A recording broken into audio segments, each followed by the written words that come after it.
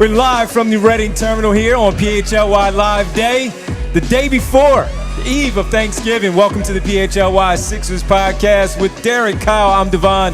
Bree is producing, as always, the president of basketball operations on the road. She travels. That's how good she is, making sure everything is happening. And as always, our annual trip to Reading Terminal.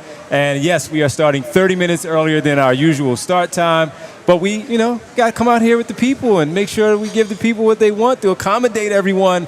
And we have so much to get into today as far as the basketball team. Yes, we're on the road, but we still have to talk about your 9-8 76ers after the loss last night. The blowout loss to the Orlando Magic on Tuesday night in NBA Cup play. We have to get into so much more with Tyrese Maxey, the injuries from Joel Embiid, Paul George, and so many others. VJ Edgecombe, update from practice today as well. Plus, we'll tell you about a little bit of a sale that's going on and some upcoming things here at PHLY. We got some food to talk about. Oh, yeah, baby. We're going to get to that as well. I'd much rather talk about that than the way the Sixers have played this week. So 5-1 start and then 4-7 since. Not great. Not great, Derek. But we got to get into, we'll start off, before we get to the Sixers and all and get into everything, we welcome everybody into the show. We appreciate you checking in with us earlier. And right now, we're going to bring in, we got a special guest as we start talking about some food here. A lot of people, it's been busy. When we were walking in, everybody got some food. We were walking around. I said, you know what? I asked Nick here. I was like, Nick, can you direct me to go here? I need to go here and look for this other thing look here. Look at this stuff. And then he said, that you know what? Delicious. But we're also going to have Kathy on from Tambayan. Kathy, welcome to the show. Hanging out with us here on the set. How are you? I'm good, thank you. How are you guys? Happy Thanksgiving. Happy Thanksgiving to you. Thank you for stopping by. Thank you for bringing some treats. Yes. And also tell us about Tambayan and what you have here to offer for everyone. Yeah, to offer everyone City of Brotherly Love. I've been so honored to be here at Reading Terminal Market, the first Filipino restaurant in Philadelphia, and I'm so proud to be part of it. I've been in the terminal for almost 25 years. Mm-hmm. That's I awesome. start my job here for 21 years as a server at Olympia Giro. And now after the COVID, I put the Tambayan and it get hit by local brotherly love that love Filipino food, especially my fellow Filipino. Beautiful. So what do we have here? So we have the best menu here, the pork barbecue. That's my father's recipe that I learned. He's the inspiration of everything what I have right now. And the fried lumpia is the most heat one, especially when you have a beer on your side. The now best you're speaking my language. This two menu is the best part for beer and everything, and you will enjoy the game. See, you talk about enjoying the game. We get hungry after we watch the game at night, and we have to do our post-game show, and we get done about 11 o'clock and all. Actually, this would be perfect. Perfect feet for a drink and hungover. Hey. Thank you so much for introducing our first Filipino restaurant in Reading Terminal.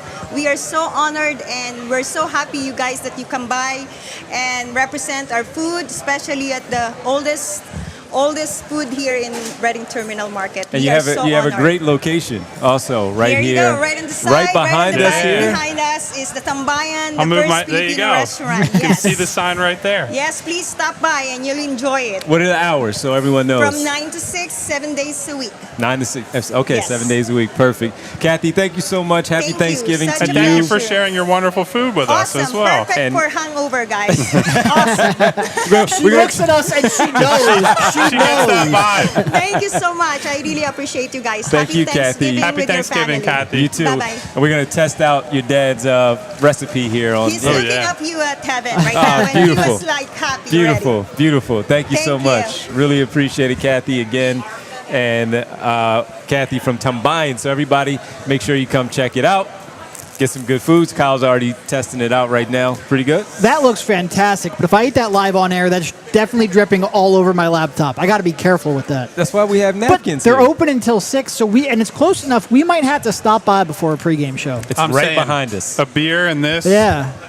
Can't get much better than that. It might not make the pregame and postgame show better, but it'll make our experience for the pregame and postgame show better, and that's all that matters. But see, we have napkins, man. It's fine. Just put the napkin on your lap or I think something. you're underselling how much of a slob I am, if I'm being honest. I've seen your dining. I've seen, but you're not a slob. That's why I'm saying I know you could do this. Clumsy. We'll go with clumsy. Not a slob, clumsy. All right, there was some clumsy basketball last night being played at the arena.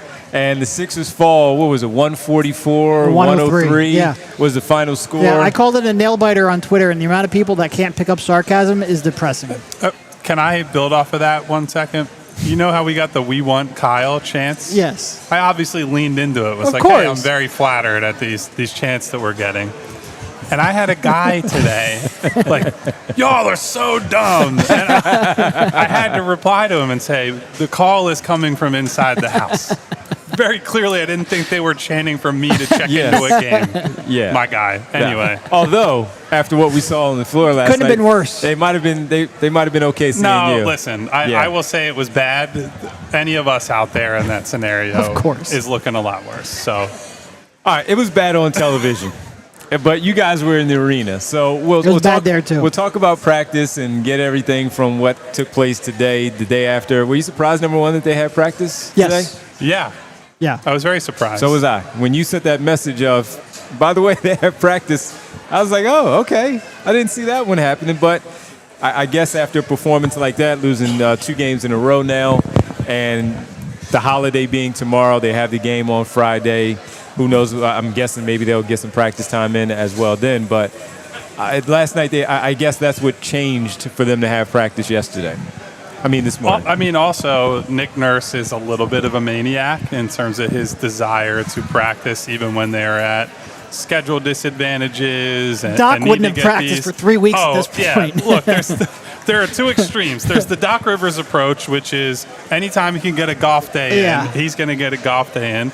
And there's the Nick Nurse approach, which is we're playing anytime, all the time, as much as we can. And I think there's certainly an argument to be made that when the schedule is the way the schedule is in the NBA, take your chances to get practices in, especially as they go through all these different injuries and try to get guys back up to speed. On the other hand, though, and it was why I specifically asked Nurse about Tyrese Maxey and his minutes last night. The big problem that they're facing is they don't have guys who are available to play, and what they're doing to the guys who are left to play, like Tyrese, is playing them far too many minutes. We saw VJ Edgecombe miss 2 games already. He's back at practice today. Hopefully he's able to come back this weekend.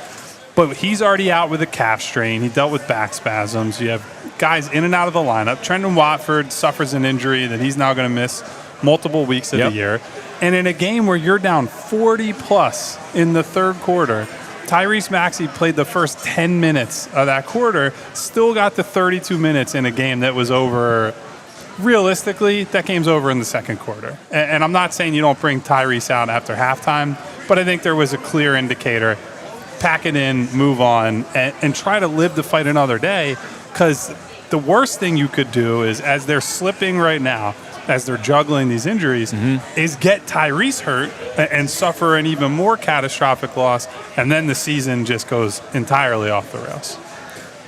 Yeah, and look, what were they down at halftime? Like 26? Something like that? 26, 28, in like that you range. said, you had to bring him back for a couple minutes just to see if they had a competitive response, especially after Drummond and his whole thing. WTF moment of the night, yeah. I do appreciate that you thought I was talking about the past, because that very well could have been the WTF moment on of the a normal night until the next 2 on minutes a normal came. night, yeah. right. But I understand bringing him back out there to start the third, just to see if they had any kind of response. But it was obvious very quickly they did not. And look, is 32 minutes the end of the world? No. The end of the world is the previous 17 games where they're playing him at a pretty much historic pace, where nobody other than LeBron James in the past 20 years has played at that level of minutes. And look, I think you can blame Nick Nurse a lot for that.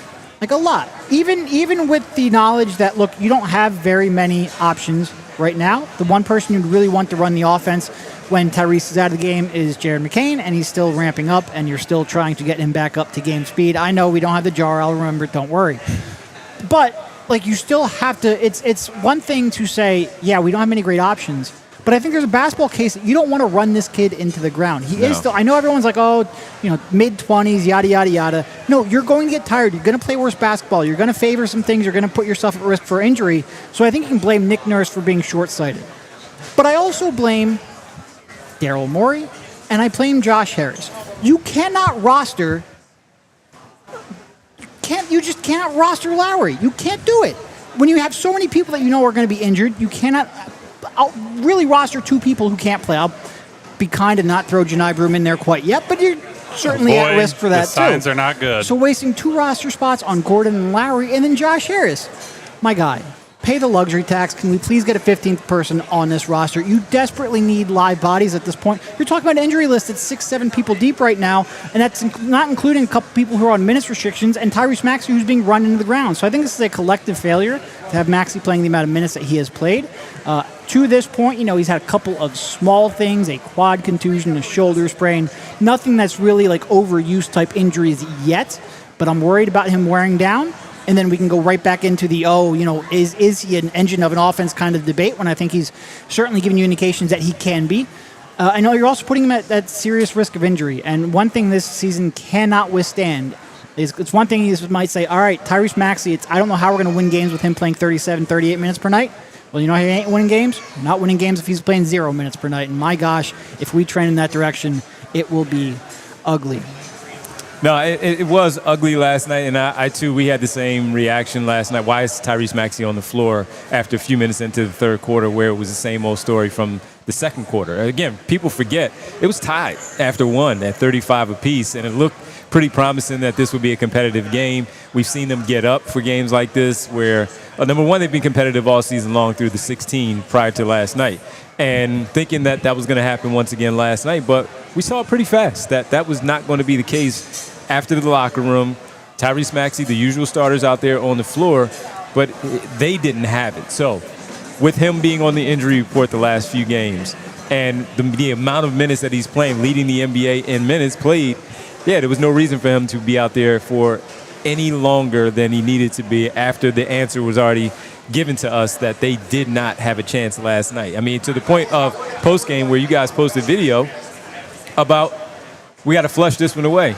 It was flushed away way before. I said in the middle of the game, they made the Magic look like the Lob City Right, Clippers. yes. They're throwing 2/3 court It was alley-oops so in transition. easy. And then was Grimes so comes easy. down and completely whiffs on like a 5-foot alley-oop. It was, I know. And look, earlier there was a play where he could have thrown an alley-oop to somebody. I can't even remember who it was, but I said to Rich and Bree at the time, he's got to throw that alley-oop right there just for them to get an easy bucket. Make it easy on yourselves. And he hadn't been scoring, so it was the playmaking, get an easy pass, get the bucket, take what you can get there. He comes back down, he does that when it goes into the 5th row on that type of pass. But it was very evident that they just did not have it at that point, and there was no reason for Tyrese Maxey to be in the game at that portion of the third quarter with them being smacked the way that they were. None whatsoever. But so here's why this is all so important.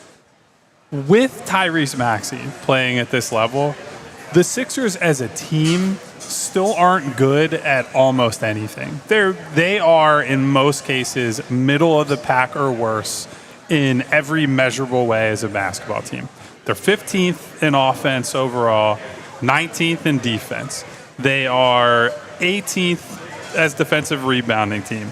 They have the 15th best turnover percentage. They are 23rd in pace, so they're not playing fast. They are 23rd in points off of turnovers, 23rd in opponent points off of turnovers. We know their transition defense is horrible, right? Nick Nurse is supposed to be an aggressive defensive coach. You're going to generate steals, get deflections. 25th in steals per game. Yeah. They are not generating turnovers almost at all. They are 20th in opponent points in the paint. And the most striking thing about that stat, they are first in pure blocks per game. So despite the fact that they've been able to block more shots than any team in the league, they are still bottom third in the league in points in the paint. This isn't a team that's very good at a lot of things right now. Their three-point percentage is 8th, which is good.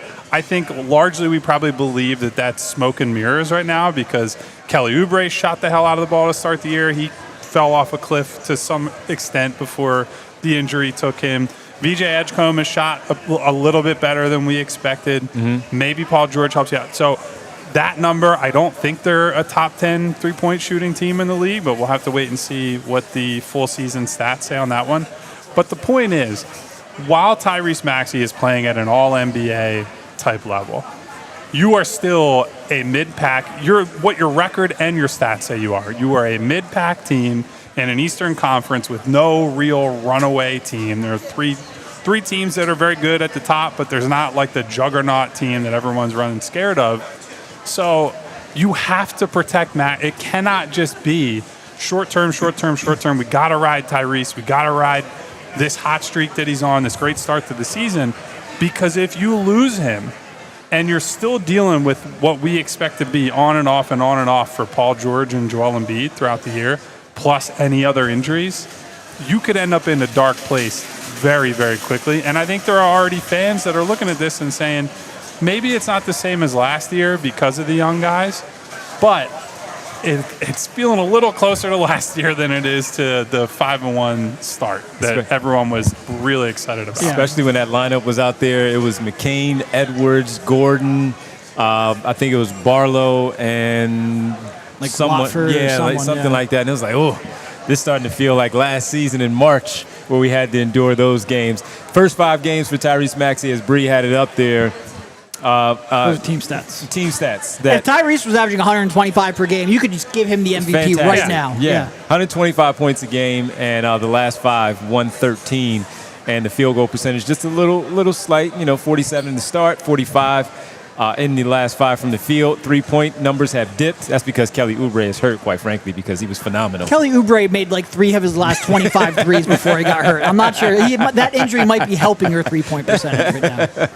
All right, we're going to take a quick break. We come back. Why the slow start? I mean, the slow start might be wasted right now at this point by the Philadelphia 76ers. We'll get into that. We'll talk about the practice updates from today, what they have going on. We'll give you our schedule, and we'll talk about some more food that we have here because, quite frankly, there's a lot, and we need to discuss these great places here at the Reading Terminal. We are live from the Reading Terminal for our annual PHLY Live show from all day, 9 a.m. with Anthony. Flyers rounding things out with their pregame show following us. Come hang out with us. You're stopping through. You're getting some last-minute things for the table right here at Reading Terminal. Come through. Hang out with us. Stop by. Say hello. It's the PHLY Sixers podcast live from Reading Terminal.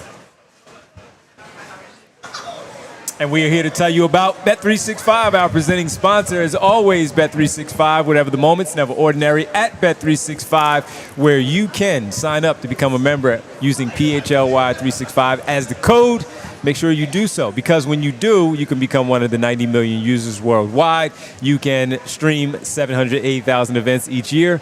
Tomorrow on Turkey Day, you're sitting around with the family, the football games are going on, you're trying to figure out what you need to do. You're like, oh, I can stream it on my phone, right? I can do that right now because I'm a member and I can make my wagers there as well. But if you want to get to the 9 NBA games tonight, 9 of those, you can boost your ticket by 30% with a profit boost used on same-game parlays tonight for any of the 9 NBA games. The Thursday game tomorrow, you get the $10 safety net bet for the Thursday football games as well, with the slew of those games happening. And breaking news for all new customers that want to jump in. Maybe you're introducing to some families to it tomorrow. New customers get $150 in bonus bets when you bet $5, win or lose.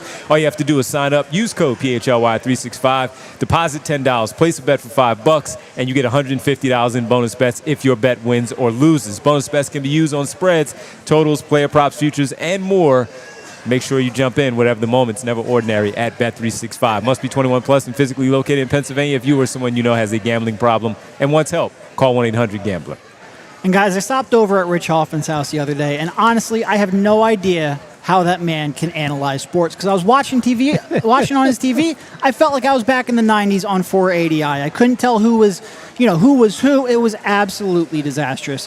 I only say this in regards to your home setup, but do not be like Rich Hoffman. It's a terrible experience, and you as a basketball fan, you deserve better. Because if you call yourself a big sports fan, you have to have Xfinity. It's the ultimate sports destination where you can find the best games and your favorite teams all in one place. And the way that you watch is next level. You've got all the action right in your living room, plus Xfinity's best picture and sound with enhanced 4K. It's so clear that it feels like you're in the arena. On top of that, you get real-time notifications and live stats right on your TV. It's the best seat in the house every time. Next game day, make sure that big fan isn't a big fail. Learn more at Xfinity.com. Xfinity, imagine that. Restrictions apply. Multi-view requires Xfinity 4K-capable TV box. All right, welcome back to the PHLY Sixers podcast live from Reading Terminal. We're presented by Bet365. Before we get back to the basketball side of things, let's tell you about a little food that we do have here, because we have, I know I had it here. Let me just double check. Let me see, Jules. Let me check out the food. How about Hunger Burger? Let's go with Hunger Burger here and check out and see what we have here. We had Kathy from Tambayan. She dropped off the great stuff there. Now we have Hunger Burger, which is the double Hunger Burger and the chicken burger. Ooh. Yeah, look at that. You guys are the burger guys down there. We went out to a brunch place recently, and both of them ordered a cheeseburger. So that was Oh no! This is right up your alley. That looks really good.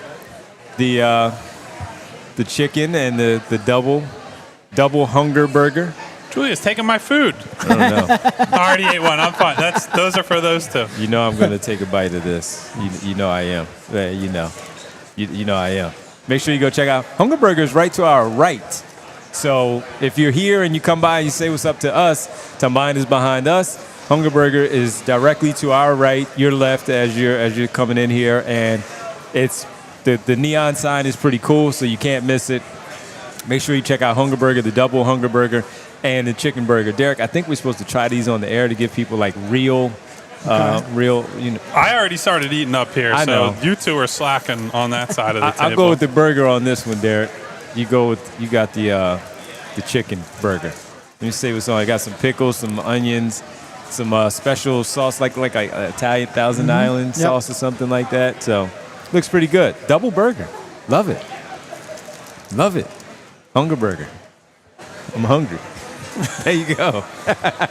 Well, you just got to tee Kyle up with something, let him rant for 5 minutes, and we can okay, eat. well, Right, practice here, notes. you guys. Let's get some no. I want to build off of something Derek said in the first segment. The Josh Harris and Daryl Morey comment. Please stop ducking, please. I think please. it's Please worth stop some ducking. more time and attention because I think if you circle back to what we said last year regarding the old guys, that part of the reason that having the end of the bench guys be people like Reggie Jackson, Kyle Lowry, etc., is because you also knew going in, we are building around Joel Embiid, we are building around Paul George, and those are two guys whose availability most seasons is a question mark. So you know that you need your deep bench as much as probably any team in the league. That's just a fact of life with who's on your roster.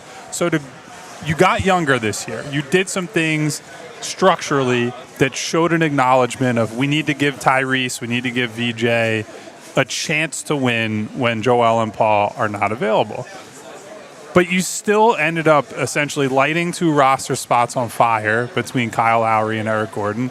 I would argue the same thing is basically true with Johni Broome, right? Because here's the issue with the Johni Broome thing. I'm not going to judge him too harshly on last night's show. I thought Rich was correct to say, like, look, he got thrown into an impossible situation.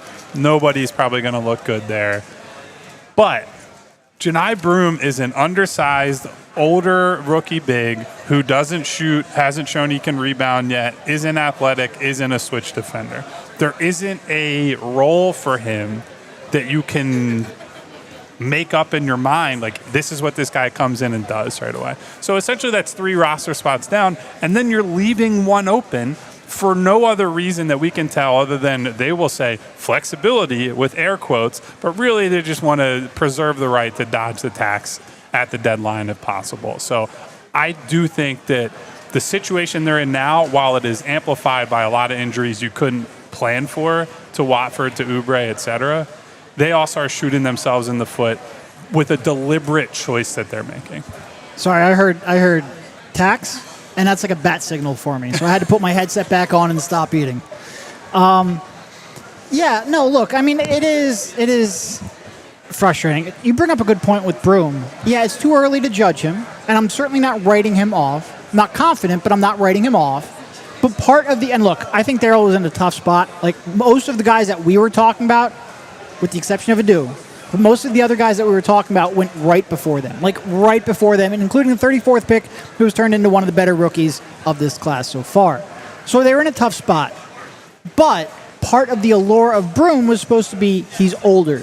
He played 5 years in college. He's played in big games. He's got an advanced understanding of the game. He should be ready to contribute. You shouldn't have to wait 2 or 3 years for him to step into a 10-minute per game role. And throughout the first 18 games, 17 games of the season, you've seen, undrafted players playing ahead of him. You've seen guys on two-way contracts, on minimum deals, all playing ahead of him. And again, there's time to turn it around, but you really did, that was a theoretically solid resource. I'm calling it theoretically because, like I said, when I actually looked through the draft and who was left, there just weren't all that many. But man, if either the drafts could have broken better or maybe they could have moved up, there were options there that could have helped them. And they just aren't using, and look, most teams don't use the 11 through 15 spots on their rosters all that effectively. There just aren't that many really reliable NBA players out there. Yeah. But they didn't even try. What annoys me is that they're not even trying. When you roster Kyle Lowry and Eric Gordon and you leave an open roster spot, you're not trying. At least with Johni Broome, you tried. You drafted a player, had a productive college career, had a position of need, you tried. They have 3 spots, they're just not trying. It's not good, man. And look, you're right. You can't judge Johni Broome on one game. We were calling for it because they were clearly limited in terms of the bodies that were available with all the injuries. And he didn't look good. It is one game, but it's also, as Kyle and I were talking before the show, we've seen a lot of players step into their first NBA action, extended minutes, and do something, even in a losing effort. He didn't look good last night, and he has had a full summer with the team. He's had training camp. He has played in the G League. And last night, 9 attempts, and it just did not look good. Someone said in the chat last night, well, at least he has 6 rebounds. We know he can do that. Well, he can position himself. He can box out and all that, but he doesn't even look like he can jump out there against these athletes that were out there on the floor. So we'll give him more time to see exactly what he can do and see what the development looks like. But we're also talking about a player that, going up against a lot of these athletic big front courts, I want to know, to your point, as you started this segment off with, what's the skill that he is providing to this team that's going to help them maybe win basketball games, win possessions, win quarters? And I think it's just so tough with him because I think in theory, his path is going to have to be he needs to turn into a shooter. Mm-hmm. Because at that size, with his athletic limitations, I don't see how there is a different path there. And if he does become more of a stretch big, someone you play pick and pop or you put him in the corner and that allows Maxey, Edgecombe, McCain, Grimes, those guys to isolate maybe from top of the key or on the opposite wing, then he's in no position to make plays as a rebounder because Johni Broome is not coming from a standstill with his speed and athleticism limitations, sprinting toward the rim and leveraging the things that actually did make him a very productive player in college, right? The smarts, the positioning, all that is neutralized by using him as more of a stretch pick and pop type player. And if the argument is, and we had some people who when they picked him were advocating for this, play through him in the post, let Johni Broome, and it's like Johni Broome will never be on the floor for a meaningful minute where what I want them to do on an offensive possession in the top 5 options is post up Johni Broome. That's not to say you can't utilize him in different ways. He is a good passer at that position, can run some handoff type stuff with him, and hopefully he settles in. The touch should be better than it was last night. I think he clearly, too, made some nervous mistakes. Yeah, there was a play in transition where Auburn Johni Broome is not just fumbling the ball all over the place and taking 7 seconds to score a layup as the defense catches up, and we give him the benefit of the doubt for that. But it does just feel really bad when you were real close, admittedly behind the picks where these guys went, but real close to getting genuine impact level rookies, guys who could be every night rotation players potentially, and you have a guy who clearly, at least right now, is not up for the task, and he's also old for a rookie. That feels real bad. And when we were talking about these second-round prospects and we were looking at a lot of the names, we had leaned heavy towards guards and wings just because we felt like they would need a little bit of help there, even before we knew that the Sixers would get VJ Edgecombe. And when we started to talk about the bigs, some of the names that we brought up were even, all right, more traditional and things of that nature. How's this guy going to fit in? Well, now it's just more, under a microscope of that, to your point, one went directly in front of them and he could really help the Sixers out because of the minutes that Embiid is missing. You get the injury to Adem Bona, and while Drummond has played well, you know he's going to have his moments also where he may have to miss some time or just not. He's going to play bad. And some of those players have played. They've played where Johni Broome has not, and that's just the key. We talked about that being an extension of the first round. That's how important those second round picks are. And he can't get on the floor. And that's unfortunate at this stage of the season where so many bodies are out. You just need people to take up some minutes and make some productive plays on the floor. And he can't contribute to this team right now. We saw that last night. Now, maybe it'll be different. Maybe he plays against Brooklyn on Friday and they give him some run there and he actually looks totally different against that Brooklyn team. Maybe. But, look, Day'Ron Sharpe and Nick Claxton are NBA players. Mm-hmm. And they are players who have been in this league for a while that know how to do their job and play their roles, and that's not going to be an easy one against them either. So I don't know, but we'll give them time. We'll see what happens with Johni Broome, and that 15th roster spot is still open. Get Derek going, bring out the makeshift jar here, and put it on the table because they need something at this point because guys are just simply to have that injury report that they had last night, and we all discussed how, and Rich started it off on the pregame show, just going on and off on it because of how, look, a lot of things are unfair in the NBA. You're professionals, you have to go out there and play. But to ask Tyrese Maxey to carry the load that he is carrying, as far as putting the team on the shoulders the way that he is and has, and still go out there and do that against the Orlando Magic team last night, it's tough. It's tough to watch, especially when they got off to such a really good start, and it was so promising for all of us watching this team and evaluating what they have been. All right, when we come back, we'll get into a little bit more, maybe talk about the practice notes a little bit, Jared McCain and what we have seen from him over the last few games. We'll get into it all as we hang out with you. More food, too. I'm still trying to take down this double hunger burger, but we have more food to introduce right here on the PHLY Sixers podcast, live from the Reading Terminal on the eve of Thanksgiving, and we'll tell you about our sale that's going on for Die Hard members as well. Stay with us on this Wednesday, Thanksgiving Eve, live from the Reading Terminal. Guys, I'm not exactly sure if you want to buy Sixers tickets right now with the way they're playing, but let's say you are. Let's say you're in the mood, right? It's the holiday season. You're home for the holidays sometime over the next week, maybe the next month if you're thinking more towards Christmas.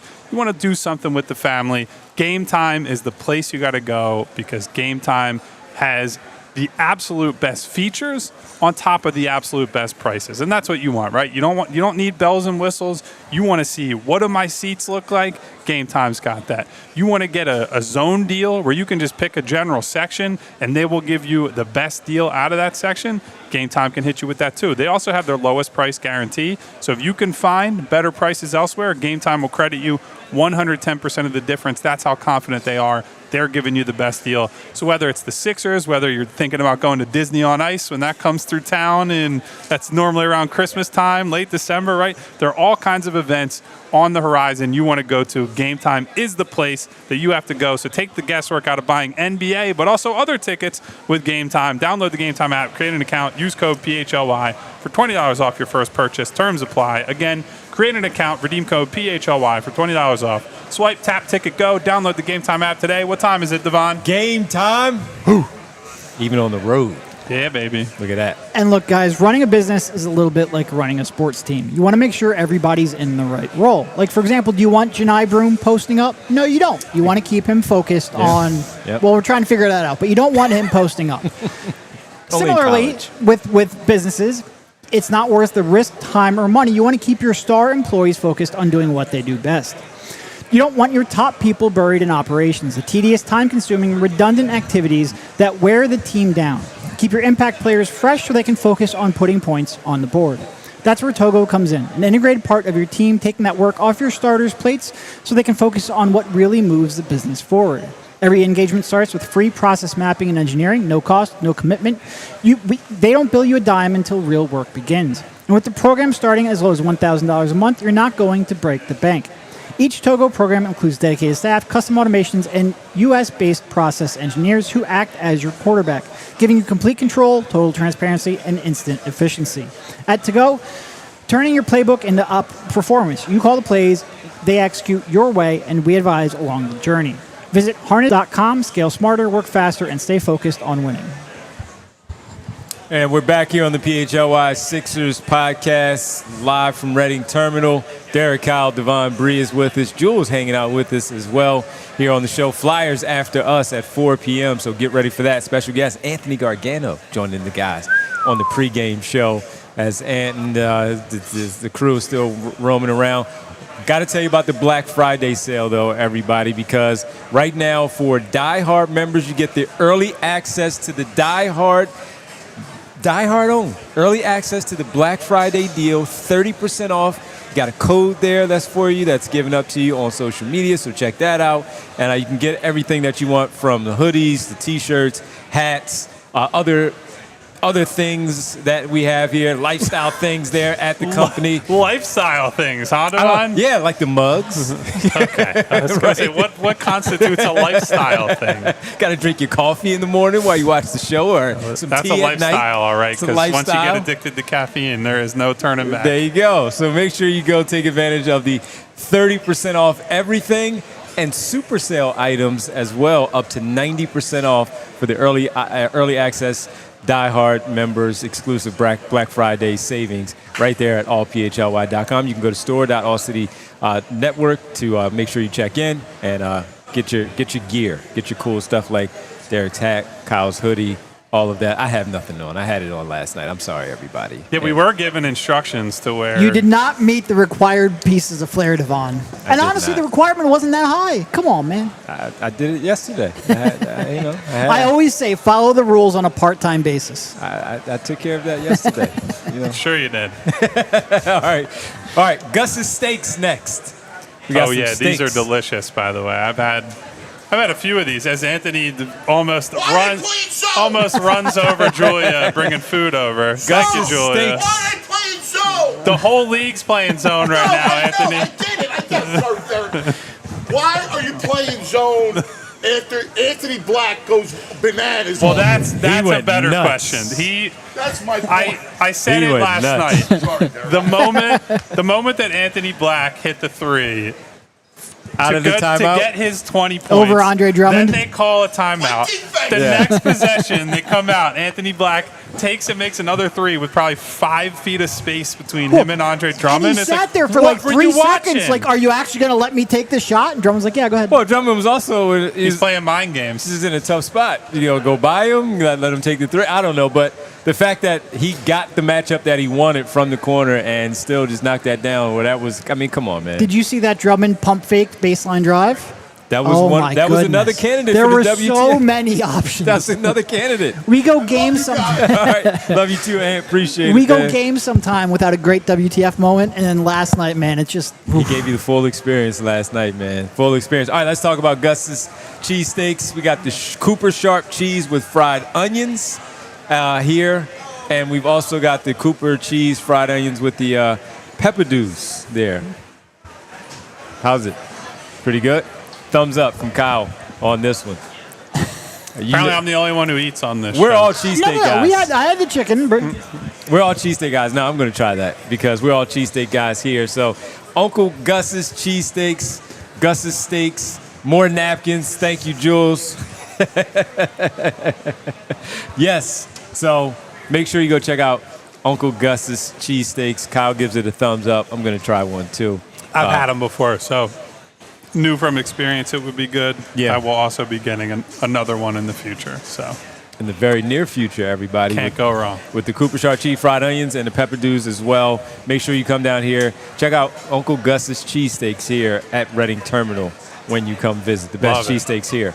All right, some practice notes here today, Derek, as we look at. So we got Joel Embiid getting some work in, VJ Edgecombe getting some work in. Work. That's why I said, air quotes. That's why I Yeah. said work. Got Yeah. some work in after last night's game. They didn't play, so fresh enough where they can contribute. But Yeah. what do you have on some practice Well, notes? so we weren't there. Practice overlapped with our show. There was no way to get to practice and get here. So we were going off of reports from and text message that we got out. But I like crediting the reporters that were there too. So Yeah. here's Adam Aronson tweeting about it, and he says that Joel Embiid went through individual strength and conditioning session. So he was limited. So So VJ translation, and Paul he George. did less than they said he's been doing for 2 weeks. He participated. Right after getting downgraded After from... they said he's questionable and then out because he couldn't fully participate in the shoot-around. So their messaging on this is Stinks. horrible. Yeah. It stinks out loud is exactly right.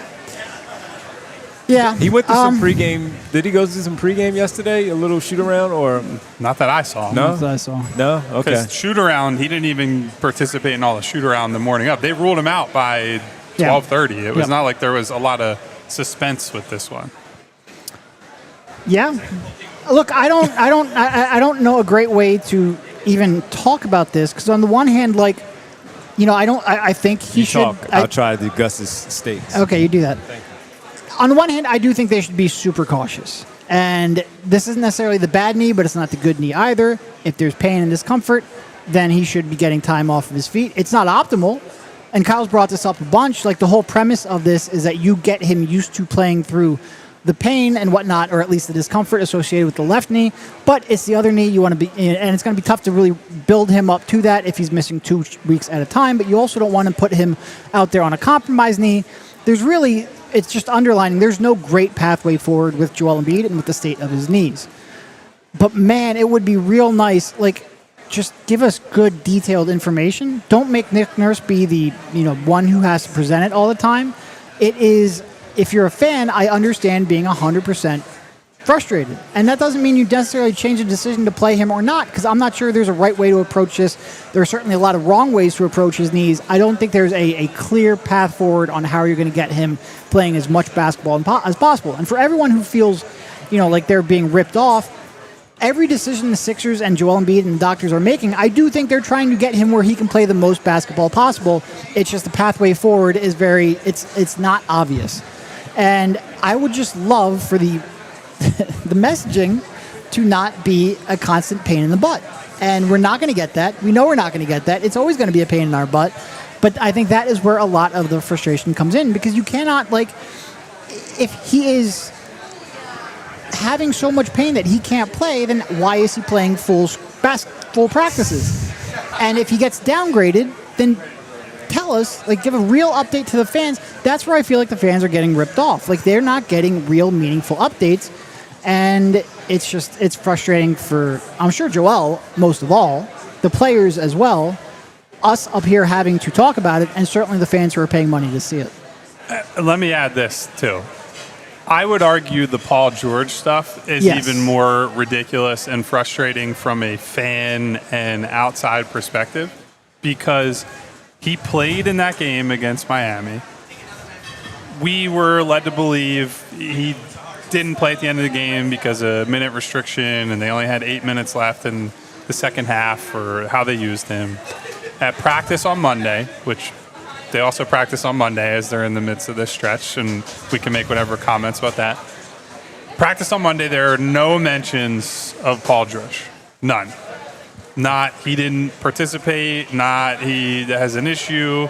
And normally, at some inside baseball, we talk with the team, we'll say a team spokesman, before we talk to Nick Nurse, or at some point during media availability, so we can get through some things that Nick doesn't want to have to address himself. He's made that very clear, that he doesn't want to have to be the face of all the injury stuff. Paul George never came up on Monday.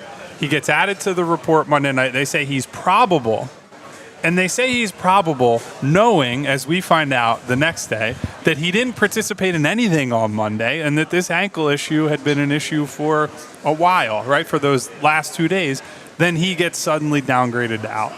That is just a ridiculous series of events. If you know that something is wrong, you're only hurting yourselves and your own credibility by essentially hiding that until you have to deliver some news. It's a really crappy way to treat your fans. It's a really ridiculous way to treat people just in general.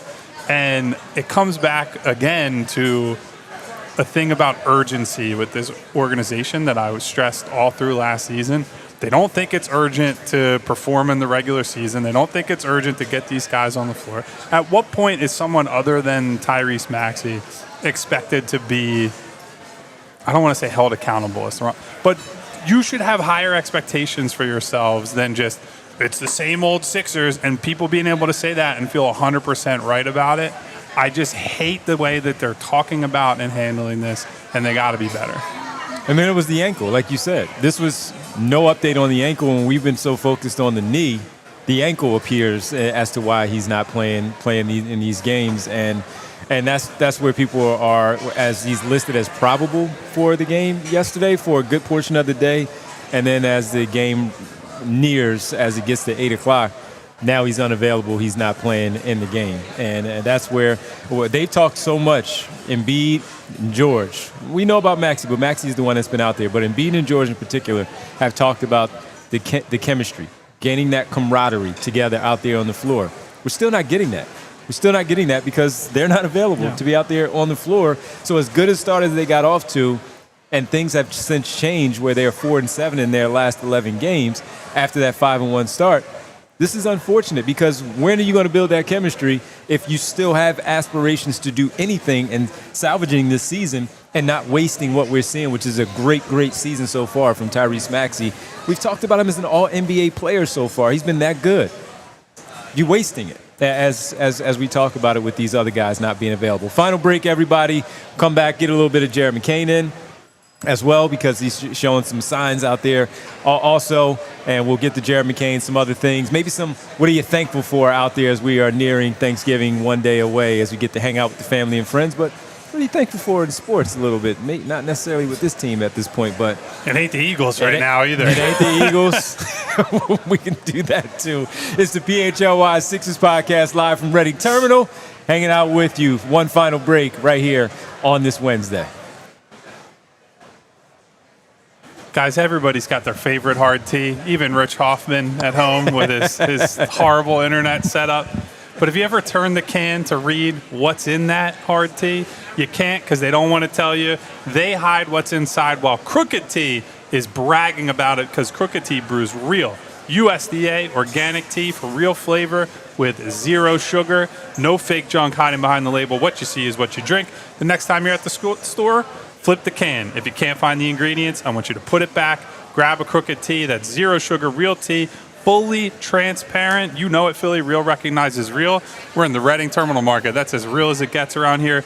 Don't drink the fake stuff. Crooked Tea, the only thing better is a strip sack in the Super Bowl. Visit crookedtea.com to find a store near you. And I got to talk to you about the late nights. Like last night, it was really late, 8 o'clock game. All of us collectively getting home really late. And said, you know what? It's fall. It's cold outside. I'm not stopping anywhere. No, nothing's open anyway, right, Derek, at 12:30 at night. So, you know what? It just popped in my head. Don't worry. Factor Meal Kits. We've got it all set. Partnering with them has been fantastic, especially with us with these late nights, because you get to choose from a wider selection of weekly meal options, including premium seafood choices like salmon and shrimp at no extra cost. My daughter loves the salmon. Got that. She said, Dad, thumbs up on the salmon. You can support your wellness goals, not eating some heavy food at night. Your diet options packed with protein and good for you.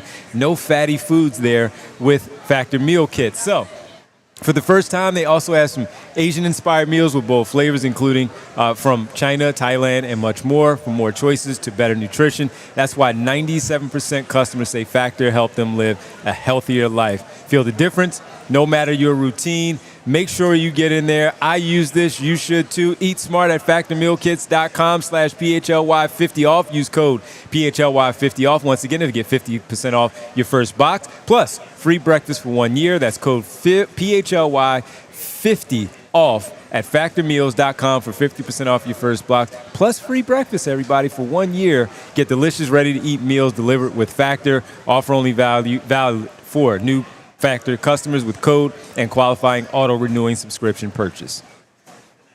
We're back here on the PHLY Sixers podcast, live from Reading Terminal, where we have some great food here, hanging out with us, all the great people walking by. Flyers coming up here shortly for their pregame. They had an early pregame live from Reading Terminal. Game time tonight. Bill and the gang will have you covered. Brenna, everybody got you all set for the Flyers tonight. Pre and post. Pre here from Reading Terminal, post game a little bit later after the Flyers game. All right, Jared McCain, guys, just starting to look like Jared McCain, Kyle. I mean, last night, some drives to the basket, knocked down 3 threes last night as well. The lift looks so much better on the shot. You've been at practice and you've seen him at the games. At least from the television, it looks like the brace is much different than we had seen early on when he first returned. But he's starting to really look like Jared McCain from a season ago, putting together some good games. Yeah, I think the most important thing is he looks like he is trusting the knee at this point. The drives to the basket were what jumped out at me the most, because I think the threes, we said when we saw him early on, I have no lack of confidence in him as a shooter. He was going to make threes eventually, had to find his legs, his timing, all that. Just get a couple games under your belt and the shot will come. I was more concerned about him going downhill, because even when we saw him in the G League, in those reps, there were a lot of moments where you said, he's not really getting, he's not getting by guys down here either, right? And at that level of competition, to see Jared getting stonewalled a little bit, that's when the alarm bell starts sounding. You say, I don't know, man. This might take a lot longer for him to look like Jared McCain than maybe we expected. Is it going to take a couple months? Is it going to take half the year, the whole year, even in a worst-case scenario?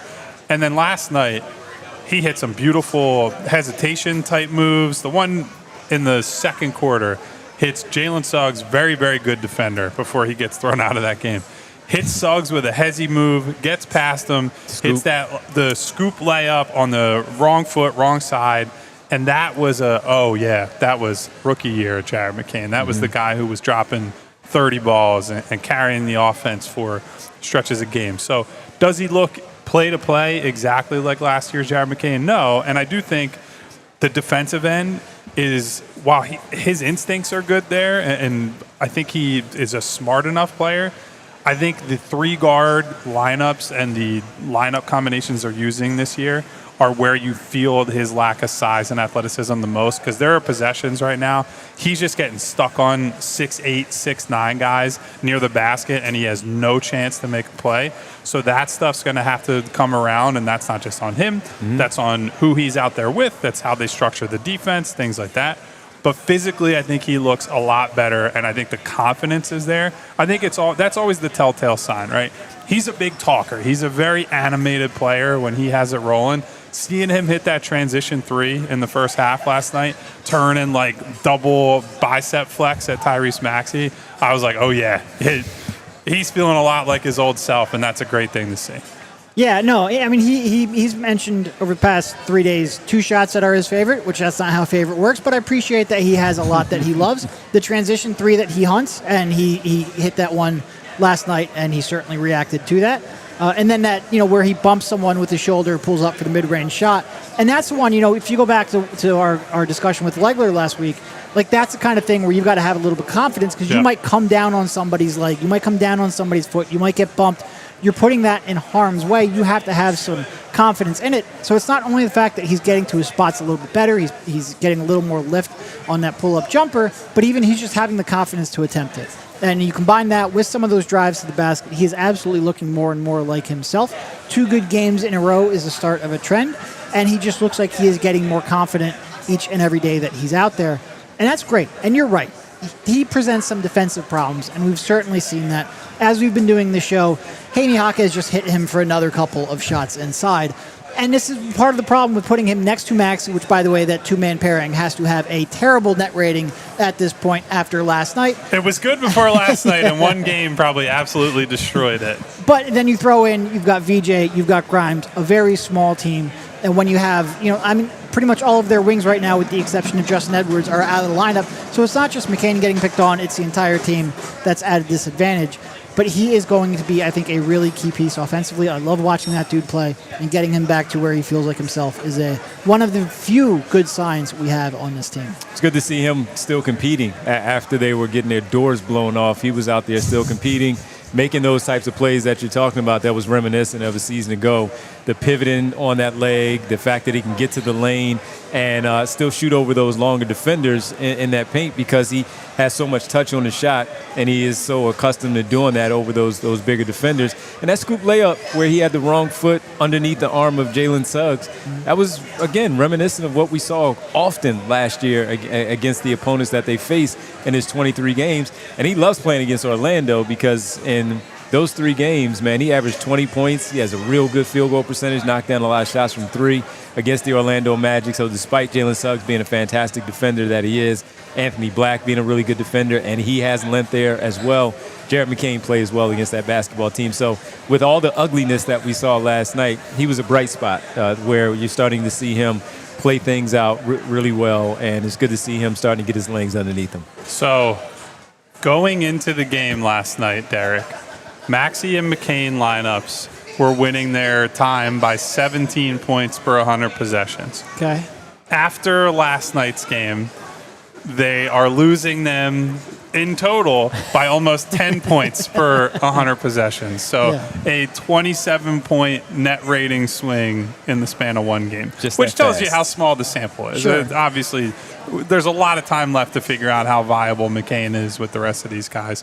At the very least, he looks better individually. That's where you got to start. No, it really was good to see that. Hopefully that continues to play itself out. They have an opponent against the Brooklyn Nets on Friday night. Maybe they can get one win in the Cup against Brooklyn on Friday night. Nobody's ever cared less about the Cup than the Sixers because they ruled everybody out. They didn't show up for the game, the guys who were available. Holy.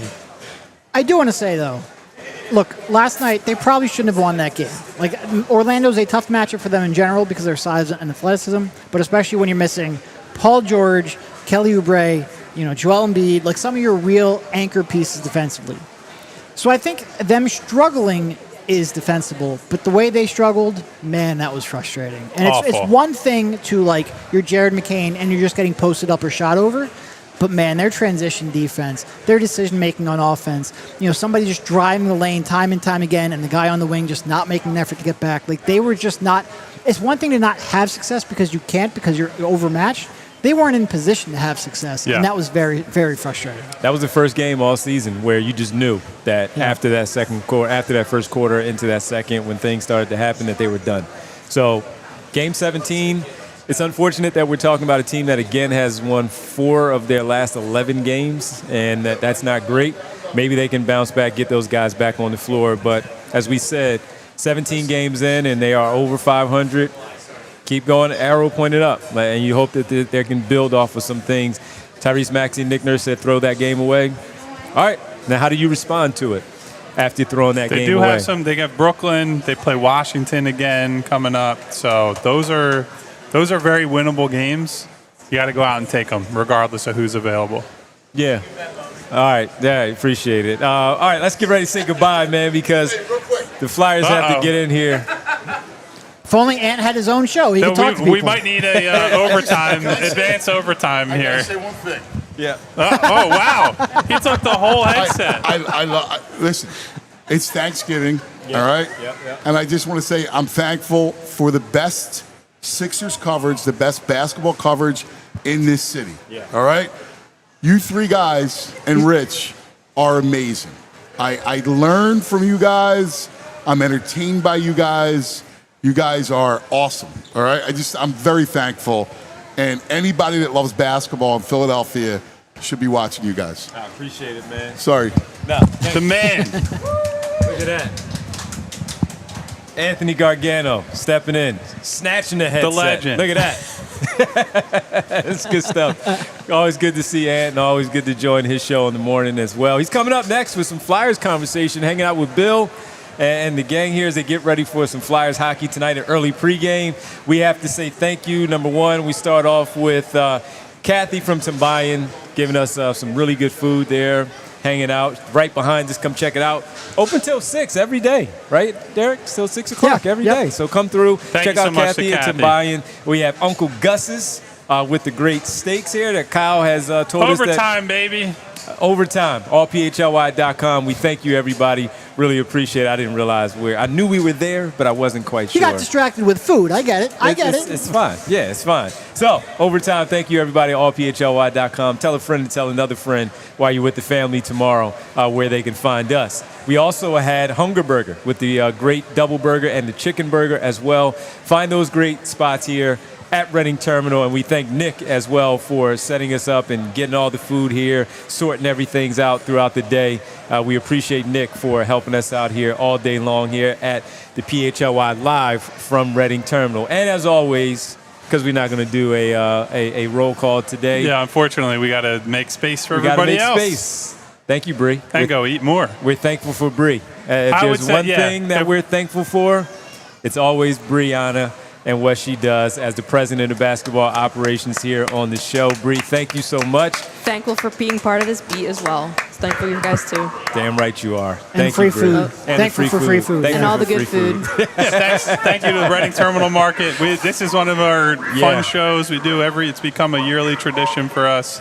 It's one of my favorite places in the city, so I absolutely adore the fact that we get to do it every year. Don't take it for granted. And thank you, Jules. Thank you, Julia, for all that you do for us, hanging out with us. Thankful for these guys and Rich for what we do here, and thankful for all of you for hanging out with us and choosing us to hang out with us on a daily basis, pre- and post-game, 3 p.m. shows, 2:30 shows that we have these special shows for. We appreciate you all that you do for us. Make sure you go, again, sign up to become a diehard member because you get some great deals there going on right now. 30% off for early access for diehard members, up to 90% with the super sale that's there as well. Go look like these guys with the cool hat, the hoodie, all that cool stuff that we have here. Appreciate it, everybody. Thank you. Thank you for everything. We will be back for pregame on Friday.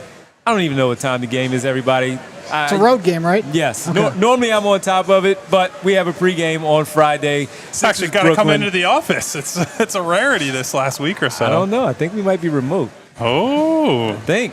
Oh, man. Look at that. I think we might be remote. So look at that. Yeah, but we the are. The streak continues. The streak. Derek and I not having to come in. It's been a while, so we haven't seen you in there. All right, the game is 7:30, so we have a 7 o'clock pregame on Friday as the Sixers take on the Brooklyn Nets. Final game of the Hopefully NBA it's after Cup. an Eagles win, by the way. It better be. Yeah. It better be. It better be. All right, everybody. The less said about that, the better. And then we'll see you on Sunday as well because they play on Sunday. The Sixers do. Everybody have a great rest of your Wednesday as you're preparing for tomorrow. Enjoy your Thanksgiving with your family and friends. From all of us here at the PHLY Sixers, happy Thanksgiving. Thank you to everyone, and we'll see you on Friday, 7 o'clock here on the PHLY Sixers pregame show presented by Bet365. Happy Thanksgiving, everyone.